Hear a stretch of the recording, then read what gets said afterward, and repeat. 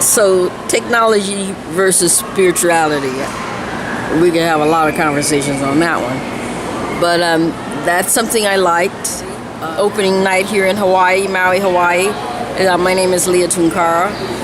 And so this will pick up some of the highlights of the film that I really super enjoyed. I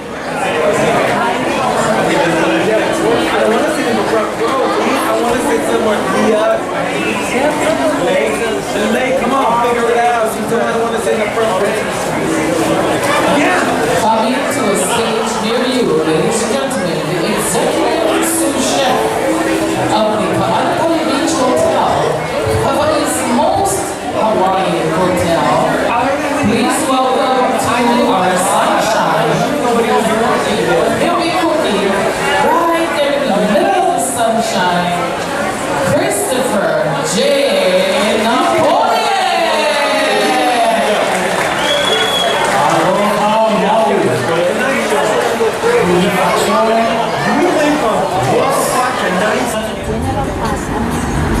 Okay, decided to take the bus down today, so I'm at the bus stop. It's Chinese New Year's, and I just saw the Black Panther movie last night, and so there's some notes that I want to talk about the film here, and I'm in Maui, Hawaii right now. So first of all, I just really enjoyed the film quite a bit. I thought it was going to be too much action for me, and I don't like really action films that much. And superhero films is like, I would never go to that. But the Black Panther, yes. And I believe everybody else should go too. It's just amazing. So, the first thing, there's some highlights I want to make a note of right now because I don't want to forget them. One of the first highlight, of course, that went like, wow, Oakland.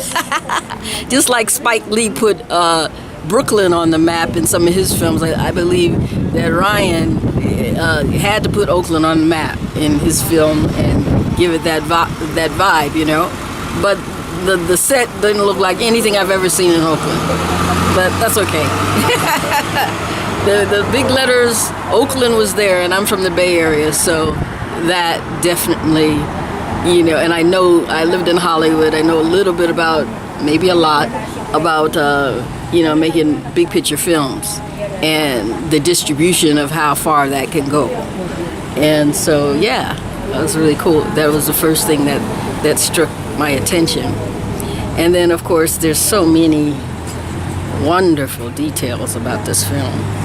It is actually psychologically sophisticated, very sophisticated, probably the most sophisticated action hero movie ever made, because it ties in contemporary things as well as, you know, Hollywood's really always good at making little puns. The humor was really, really good. However, historical arguments, so to speak, the multicultural sense of it, and Ryan, the director, obviously knows his audience and his consumers, and yeah, it's a hit. So I'll stop right there, and I'll pick it up later.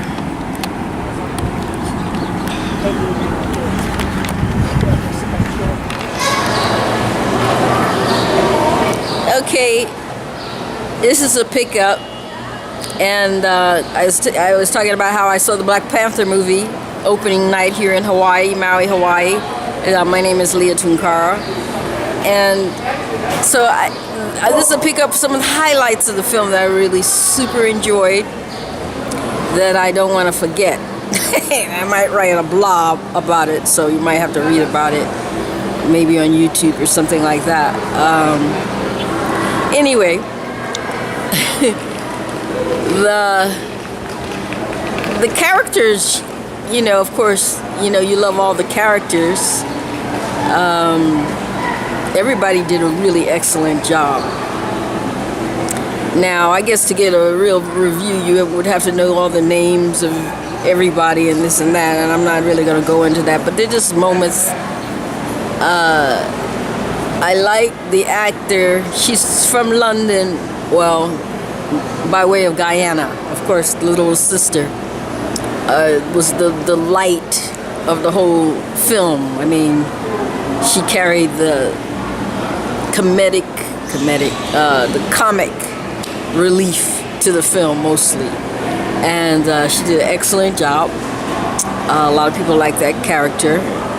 Youthful and smart, confident, and science, you know, and I enjoyed that. Other things, there are moments I liked. The way it partially ended with the brother that played basically the bad guy, the American brother. The lines, there's, you know, I'm paying attention mostly to the lines, some of the catchy lines, and I will go back in my notes and tell you what actor said what. But when the actor said that when he was at the end and the king asked him, you know, well, you know, we can fix you up and you can live. He says, nah, I don't want to live locked up in a cell. He says, you know, it was a nice moment because he was like, I'm going to die with honor, so to speak. He says, you know, just throw me in the sea with my ancestors who knew it was better to die than live in bondage. Excellent. For me, that was the end of the movie. Of course, they added some bullshit, you know, that was unnecessary from my point of view to end the movie, but that was the end for me, and that was the punchline. And so the character was drawn so well to represent an element, you know, that, you know, perhaps we're not too proud of. You know, that, you know, ignorant arrogance that some of our youth tend to carry, he had that, you know, he was like kind of ruthless though, you know. But yet, the argument actually, when he came to, you know, claim the throne, kill whoever he had to do it, and, you know, the historical argument of, you know, that all these, you know, black people around the world in pain, and here this very, very rich royal African family, tribe, whatever, never came to the rescue to help them, and not even came to the rescue to help their own blood, because he was supposedly of royal blood, right? That was excellent. It's sort of an interface of ideas that a lot of people hold very dear. A lot of African Americans hold very dear to some of the themes that were in the movie, that a lot of people don't realize that that's some real deep shit in the gut of a lot of the psyche of some of the African Americans, you know, line of thought. And so I'll have to, you know, listen back and say, you know, maybe I can do a better take as far as what specifically I'm talking about. But anyway, I know what I'm talking about. I'll probably write about it better than I talk about it. However, that was key. The sister whose people is from Kenya, beautiful, beautiful. That actor, she had a line that said to him, "You'll never be king. You know, your heart is filled with hatred, or you're too angry, or whatever." And that needed to be said. There was a couple of things that needed to be said, and I applauded that writing. And then there was another line. I'm sure there's a whole bunch of them. I love the theme of the ancestors. I love the syrup that he drinks that takes away the powers, or the syrup that he drinks that puts him into the afterworld. Love that. And it ties into the ancestral, a lot of tribes, not only African, believe in their ancestors, and they believe in that their ancestors are looking after them in the walking life. And so, let's make sure it's on. That was really wonderful. So technology versus spirituality. We can have a lot of conversations on that one. But that's something I liked.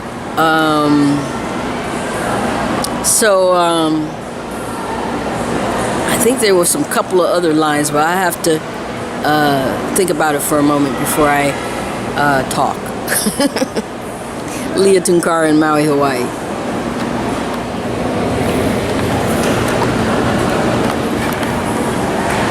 Okay, take 3, Black Panther movie.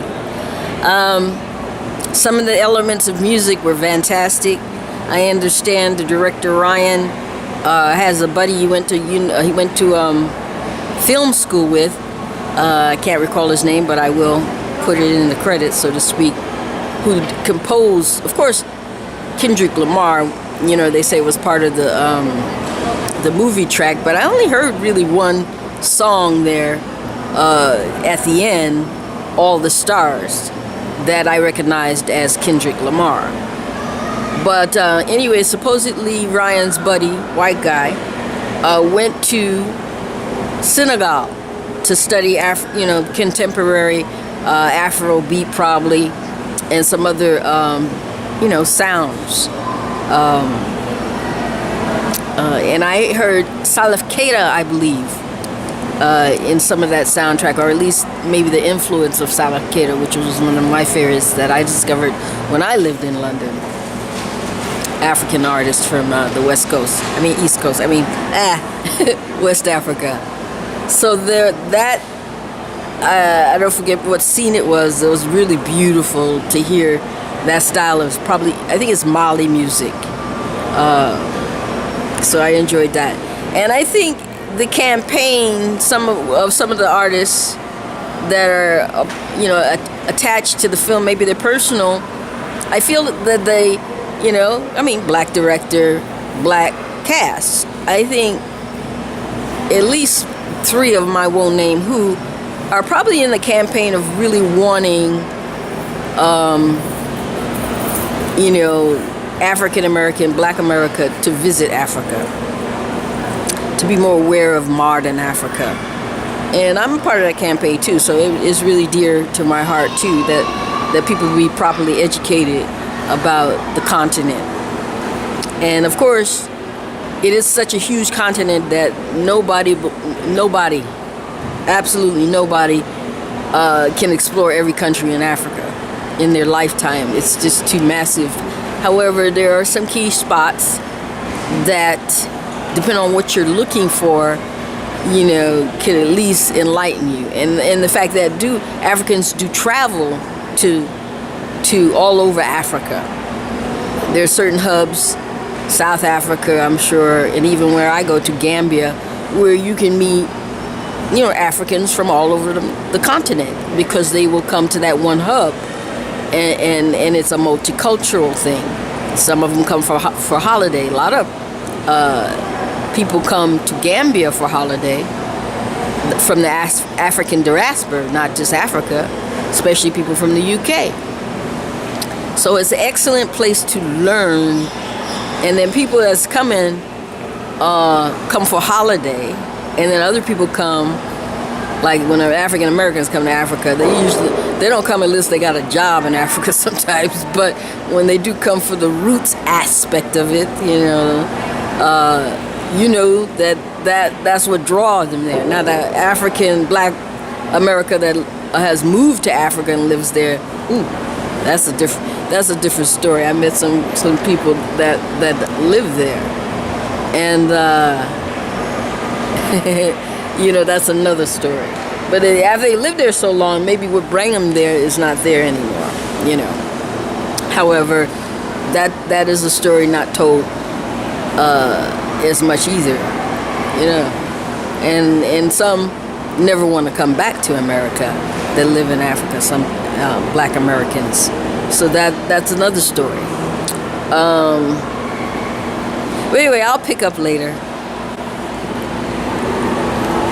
It's 2018. I love black men because everybody does too. Which ones are available?